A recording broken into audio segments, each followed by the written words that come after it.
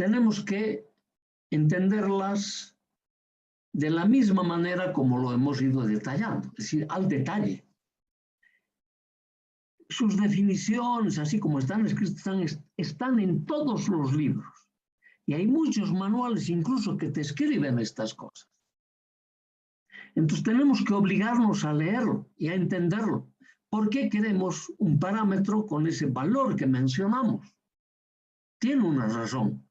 No es porque se le ocurrió al fabricante o al que está nos explicando en esta oportunidad este tema. No, no, no. Tiene una razón importante.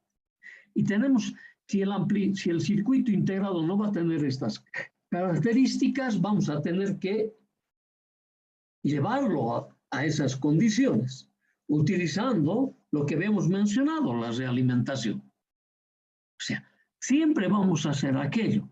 La realimentación nos va a mejorar las características que tiene, en nuestro caso, un circuito integrado. Y el circuito integrado había sido un amplificador. Y eso es lo que nosotros hacíamos en los capítulos 5, ¿te acuerdas? Mejorábamos las características del amplificador con la realimentación negativa. Ok, acá todavía no hemos mostrado, pero sí lo vamos a mostrar. Bien. Ok. Estos amplificadores operacionales o circuito integrado lineal se los utiliza en tres modos. Tres modos. Los tres modos obviamente se los utiliza realimentados negativamente. ¿Lo ve? Ok. Entonces me está diciendo aquí eso mismo. Los amplificadores operacionales se utilizan en tres modos de funcionamiento. El primero es el modo inversor, o sea, se lo utiliza como amplificador inversor. Y cuando me dice modo inversor, ya me estoy imaginando, ustedes también, ¿cómo? Seguramente que la entrada no inversora se lo pone a tierra y la excitación vamos a aplicarla a la entrada inversora, para que a la salida, su nombre está diciendo, ¿no ve? Tenga una señal de salida 180 grados fuera de fase que la señal de entrada. Por eso es modo inversor. Y el otro modo es el modo no inversor. Entonces, ¿qué quiere decir? Que si yo aplico a la entrada no inversora, entonces quiere decir que la entrada inversora lo tengo que mandar a referencia. Entonces, si aplico la señal en el modo no inversor, a la salida voy a tener una señal en fase con esta señal de entrada. Y el tercer modo de aplicación es el modo diferencial. Y otra vez en este modo diferencial tenemos que recordar lo que decíamos en el amplificador diferencial, que el nombre no estaba bien logrado, porque no me estabas resolviendo ninguna ecuación diferencial, sino me estabas resolviendo una ecuación de diferencia de dos señales. Pero bueno, ya en sus inicios el autor llamó de esta manera a ese amplificador, modo diferencial. En este modo diferencial lo que se está haciendo es aplicar una señal a la entrada inversora y otra señal a la entrada no inversora. Y a la salida estoy teniendo una señal de respuesta correspondiente a la diferencia de las dos señales de entrada. Entonces, eso se llama amplificador. Lo normal sería llamarlo de modo resta, pero a eso hemos venido a denominarlo el modo diferencial. Ahora, en estos tres modos de utilización del circuito integrado, se los utiliza realimentado negativamente para poder controlar el amplificador. En estos casos, dice el amplificador operacional, se lo utiliza realimentado en forma negativa para controlar la ganancia. Entonces aquí estamos diciendo, oye, hay algunas aplicaciones con ganancia infinita, muy pocas. Pero entonces la mayor cantidad de aplicaciones están con su ganancia controlada. ¿Y cómo lo vamos a controlar? Aplicándoles realimentación negativa. Ahora, con eso tampoco estoy queriendo decir que no va a haber algunas aplicaciones con realimentación positiva. Va a haber, pues hay los osciladores, por ejemplo. Y al circuito integrado lo podemos utilizar también como un circuito generador de frecuencias o generador de señales. Se puede, obviamente. pero no es posible que hagamos todas las aplicaciones en uno solo. Es bastante difícil. Entonces, en principio, vamos a ir por este mecanismo, por ahora. ¿No ve? Fíjate vos, este es el circuito que voy a utilizar cuando mi amplificador es inversor. Entonces, aquí está claro. Estoy produciendo realimentación de la salida hacia la entrada. ¿No ve? Y en mi caso, hacia la entrada inversora. Entonces me dice, como estoy aplicando señal a la entrada inversora, aquí está garantizada la realimentación negativa. ¿No ve? Y la entrada no inversora, que lo marcamos con este signo, más, está puesto a tierra. Ok. En cambio, a la entrada inversora le estoy aplicando una señal de excitación de valor B1. Esta señal de excitación B1 me va a dar lugar a una corriente I1 que va a circular por esta impedancia Z1. Cuando llegue a este nodo X, se va a bifurcar en dos corrientes. Una corriente que va a ir por la impedancia Z2 y otra corriente que va a entregar al operacional. Entonces, a la corriente que entrega la operacional siempre lo vamos a llamar IDX, y a la corriente que está en la entrada no inversora lo vamos a llamar IDY. Entonces, es fácil decirme que el I1 va a ser igual al IDX más I2, pero aquí, ¿qué estoy haciendo? Estoy marcando las dos corrientes I1 e I2 entrantes al circuito integrado, ¿no ve? Entonces, aquí seguramente se me va a dar que I1 más I2 va a ser igual a IDX. Pero estos sentidos por ahora son relativos. Ajá. Ok. Entonces, es importante que yo, alrededor del operacional, especialmente en la entrada, a este nodo lo estoy llamando nodo X, al nodo inversor, nodo X. Y al nodo no inversor lo estoy llamando nodo Y. Entonces, a la tensión que existe en el nodo no inversor lo estoy llamando BDY, y a la que existe en el nodo inversor lo estoy llamando BDX. Y de igual manera a las corrientes que se introducen al circuito integrado a través del nodo inversor lo estoy llamando IDX, y a la corriente que se introduce por el nodo no inversor lo estoy llamando IDY.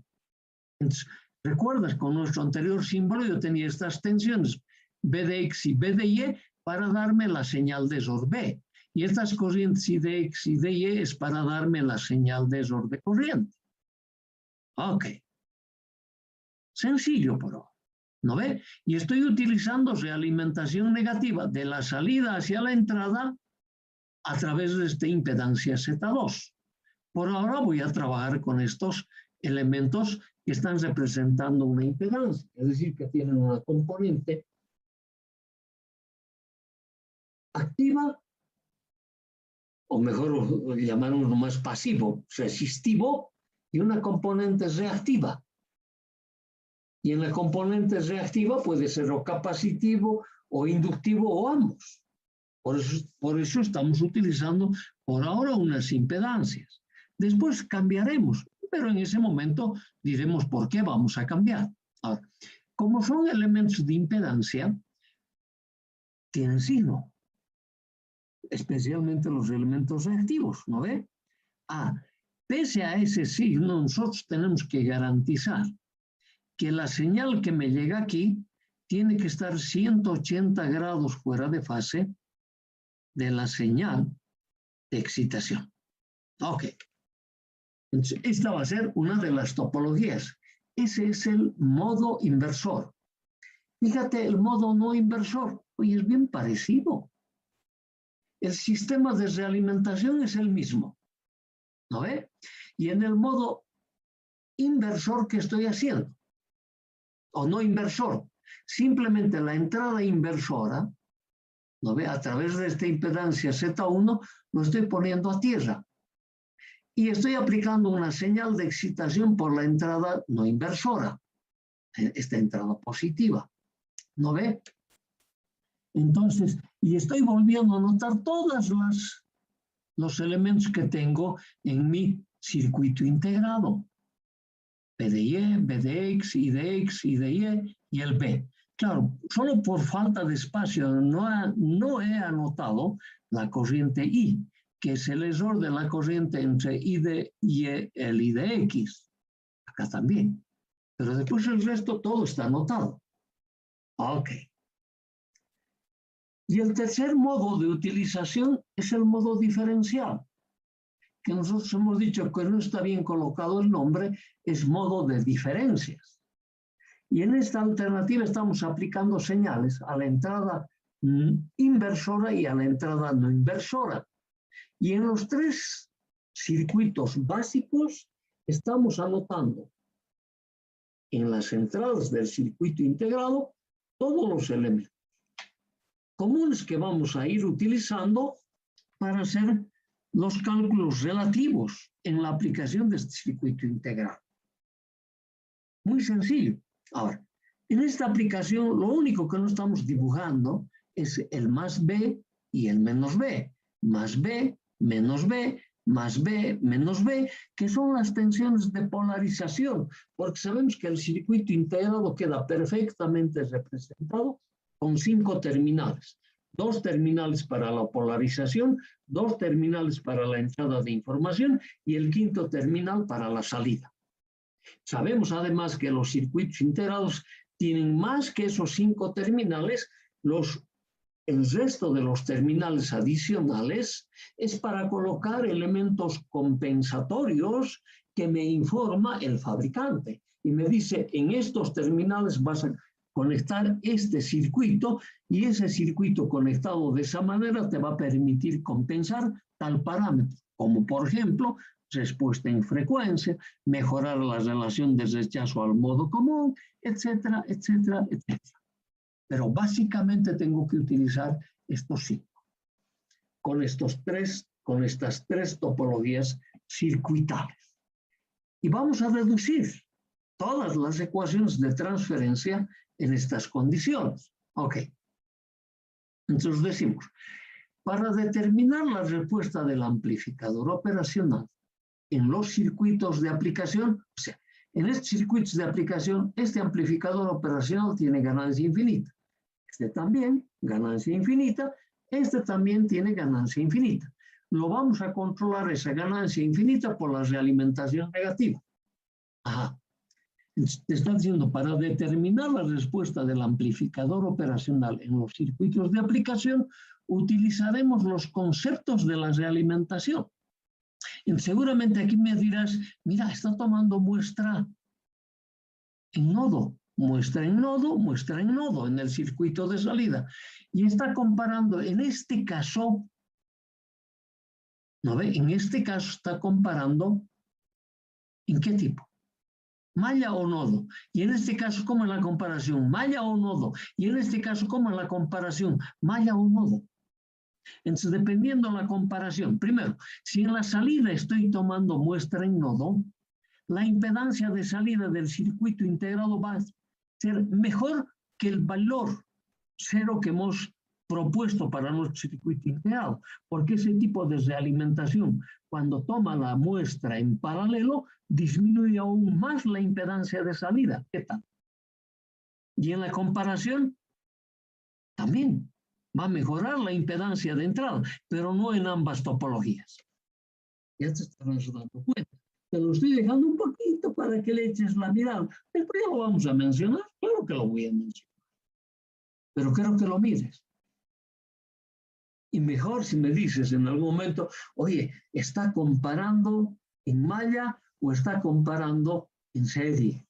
Nada. Bien. Entonces vamos a empezar con nuestra primera topología, pues con el amplificador inversor. ¿No ve? Ok. Entonces van a ser las condiciones. Te dice que en este modo de aplicar el circuito integrado, te dice, conectamos en la entrada inversora, por eso se llama amplificador inversor, una impedancia de valor Z1 y la fuente de excitación B sub I. Te lo está relatando este circuito. Ese circuito está relatando acá, ¿no ve? Está aplicando a través de este Z1 B sub I a la entrada inversora. la entrada no inversora a tierra. Está puesto directamente a tierra, realimentando desde la salida hacia la entrada inversora a través de una impedancia Z2. Obtendremos, si ponemos en la entrada una señal B sub I, una tensión B0 en la salida. Claro, se está hablando de este circuito. Ahora solo tenemos el modo inversor por ahora. ¿No ve? Estoy poniendo una tensión acá y estoy pretendiendo obtener una tensión a la salida. Entonces, para resolver este circuito yo lo puedo hacer de varias maneras. Puedo utilizar, por ejemplo, un cuadripolo acá. ¿No ve? Y dentro de ese cuadripolo tengo este otro cuadripolo. Entonces, el primer cuadripolo que te he marcado es el amplificador realimentado. El segundo cuadripolo que te he marcado es el amplificador básico. ¿No ve? Entonces, aquí tengo mis redes de alimentación. Lo puedo utilizar. Y además puedo utilizar bajo los conceptos de cuadripolos a las impedancias o de bipuertas a las impedancias. Hay varios mecanismos. Menos mal que todos esos mecanismos tú lo has aprendido en la materia de redes. Y no solo son esos mecanismos vía algunos teoremas fundamentales, ¿no ve? Ya sabes, lo has visto en la materia de redes. Pero también tienes los métodos gráficos, ¿no ve? Para resolver circuitos, ¿te acuerdas? Seguramente has utilizado los diagramas de Smith. Y si no, en algún momento te lo van a hacer usar en la materia redes 2. También lo vas a aprender. Hay muchísimos mecanismos para resolver circuitos. No son los únicos, por si acaso. Y ojo, es que tenemos que saber todas. Así nomás es. Ok. Nos vamos a tropezar con nuestro circuito para resolver. Ahora, cuando apliquemos circuitos integrados, y para no preocuparnos de lo que tenemos acá adentro, tenemos que utilizar las especificaciones ideales de nuestro circuito integrado. Esas especificaciones ideales del circuito integrado se van a traducir en axiomas. Axiomas que nos van a ayudar para resolver las ecuaciones de transferencia del circuito integrado en la aplicación inversora. Eso es lo que te está diciendo aquí. Las condiciones ideales del amplificador operacional, ¿cuáles? Ganancia infinita y la impedancia de entrada infinita, estas dos sobre todo. Estas dos especificaciones del circuito integrado se van a transformar en dos axiomas que nos van a garantizar la solución sencilla de todo circuito de aplicación sin necesidad de que utilicemos las características internas del amplificador operacional.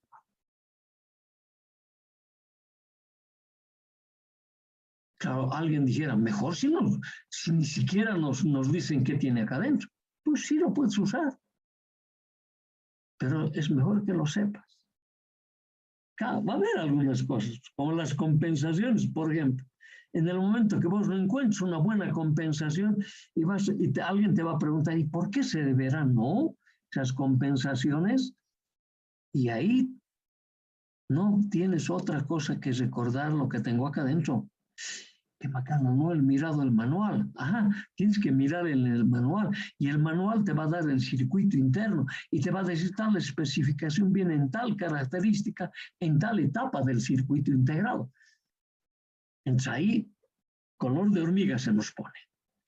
Tienes que mirarlo. Ok.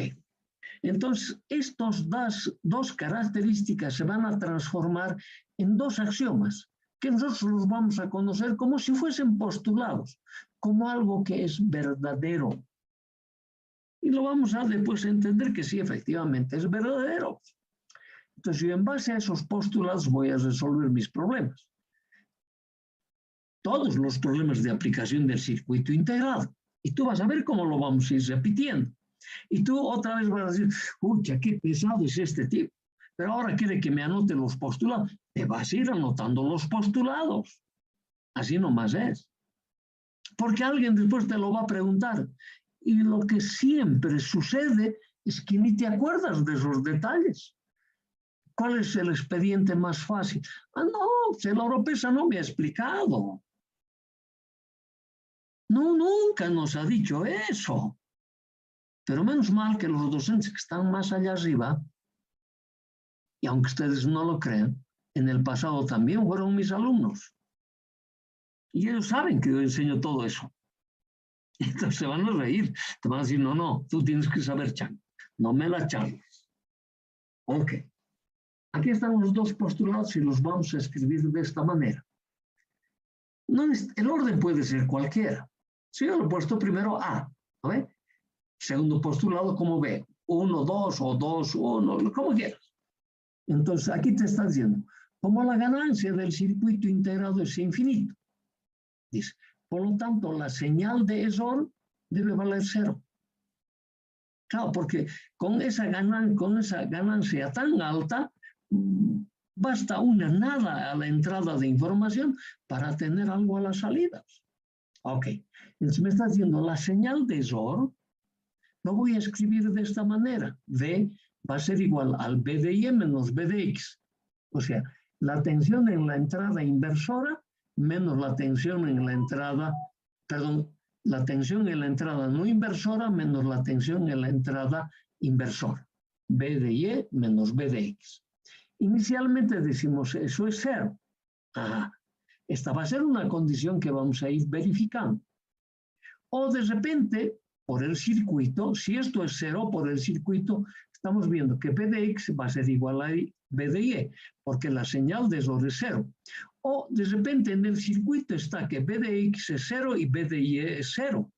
A ver, en mi circuito en particular, en esta aplicación, es B de Y, como lo estoy poniendo a tierra, B de Y es 0. Y como B de Y es igual a B de X, por lo tanto, B de X es 0. Fíjate vos cómo ya me está sirviendo el axioma. ¿No ves? Ok. Me tengo que acordar y lo tengo que escribir de esta manera. Y lo tengo que saber explicar. ¿Cuál de estos yo voy a utilizar? Lo mismo. Si la impedancia de entrada es infinita, su señal de ESOR de corriente va a ser 0. Dice, como Z sub i es infinito, por lo tanto, la señal de ESOR de corriente es ahí que no he marcado ahí, y es igual a 0. Esta corriente I va a ser I de Y menos I de X. Fíjate en la misma definición. Es I de Y menos I de X. Eso es 0. Entonces, de repente, en mi circuito se va a cumplir que el I de X es igual al I de Y, y de repente, por la topología anotada, el I de X o el I de Y van a ser ceros. En mi caso, el I de Y es 0. Está viniendo de tierra, ¿no ve? Entonces, dependiendo del caso, alguno de estos axiomas, o los dos, me van a facilitar para resolver las ecuaciones de aplicación. Entonces, cuando te dan el circuito, te anotas estos dos axiomas, así como están. Y luego empiezas a dar lectura y vas justificando estas cosas. No lo justifiques, das otra lectura otra vez, repites nuevamente, en las repeticiones del gusto. No hay primera sin segunda, dice nuestra cueca, ¿no ves? Será por algo. Entonces tú le lees una vez y lo vuelves a leer una segunda vez y vas a ver cómo te va a quedar clarito. Clarito. Aunque tengo algunos compañeros que no les gusta repetir. Yo sigo recomendando, repetir nomás, no seas malo. Vas a sacarle buenos frutos. No te lo vas a olvidar nunca.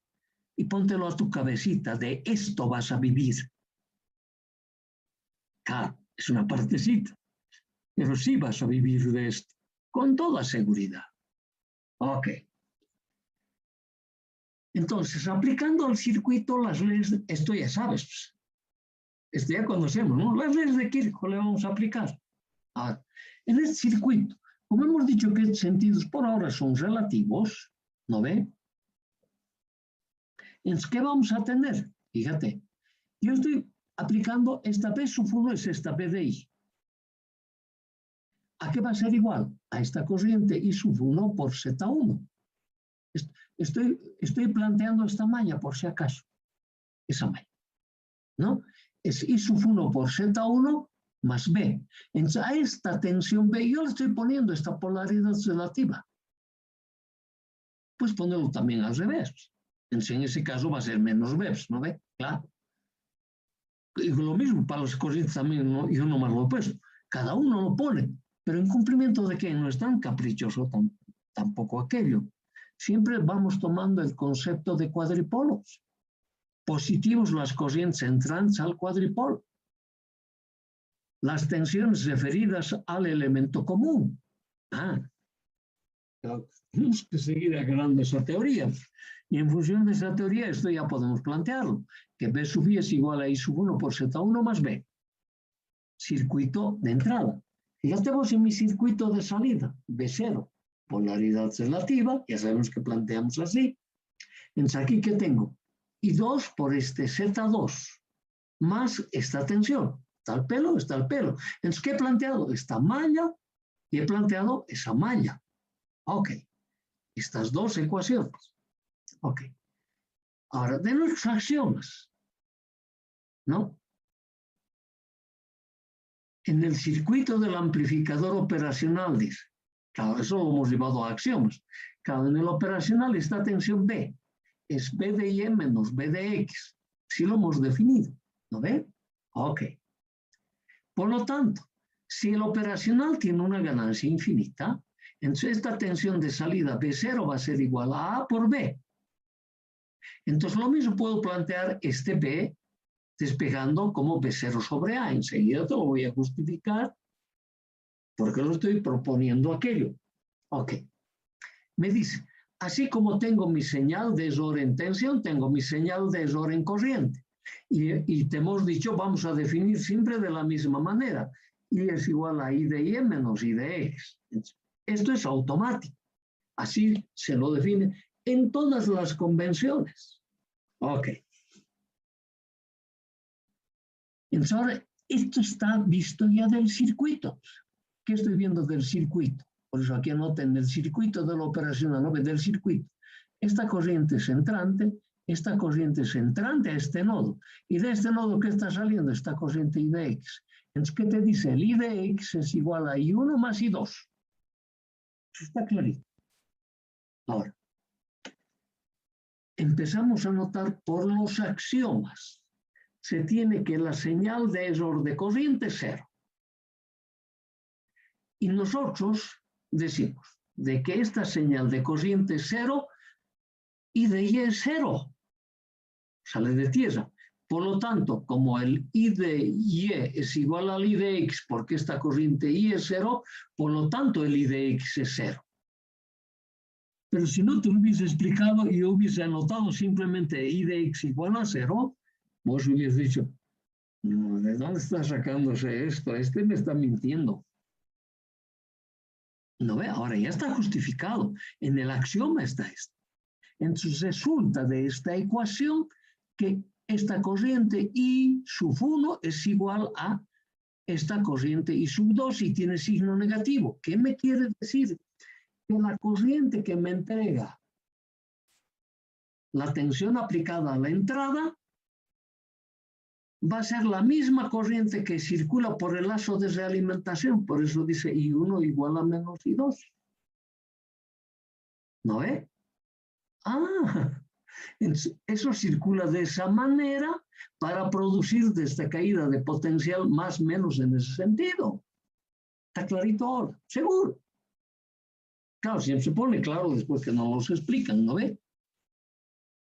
Claro, entonces en algún momento tú lo tienes que explicar y lo vas a explicar de esa manera. Ok. La ecuación de transferencia. Ganancia del circuito realimentado.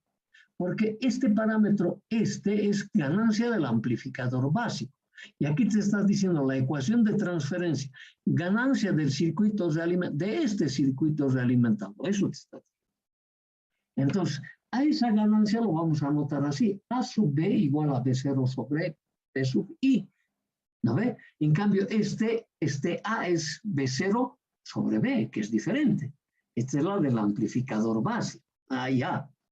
Entonces me dice, si nos fijamos nuestras ecuaciones, esta ecuación estaba en la anterior filmina. Mi ecuación, mi tensión de entrada es I sub 1 por ZI más B. Entonces, despejando este I sub 1 de esta ecuación, ¿no ven? Para utilizar esta esta relación. Entonces el I sub 1 de aquí va a ser B sub I menos B sobre ZI. Como I sub 1 es igual a menos I sub 2, entonces me dice mi B0, que es igual a I2 por Z2 más B, nosotros vamos a poder reemplazarlo por esta ecuación ahora. Como tú sabes que se cumple esta condición, este I2 es igual a menos I sub 1. Entonces aquí lo hemos reemplazado. B0 es igual a este I sub 2 menos B sub I menos B sobre Z1 por Z2 más B. Nada más sencillito que eso. Ok. Bueno, hace ratito nos han anunciado que pronto se va a cortar. En un minuto vuelvo a hacer.